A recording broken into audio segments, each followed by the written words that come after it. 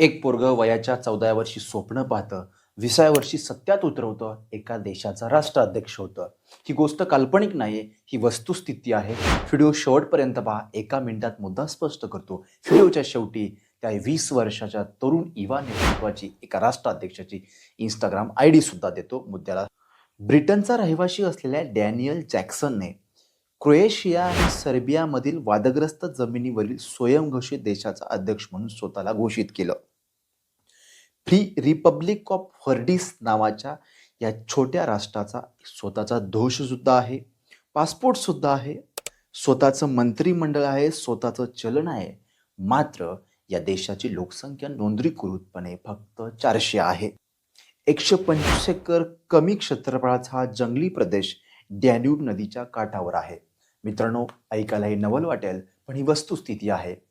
वयाच्या 14व्या वर्षी पाहिलेलं स्वप्न सत्यात उतरवण्यासाठी त्या तरुणाने मेहनत तर घेतलेली आहे, ते तर दिसतंच. अधिक माहिती घेतल्यावरती स्पष्ट होतं.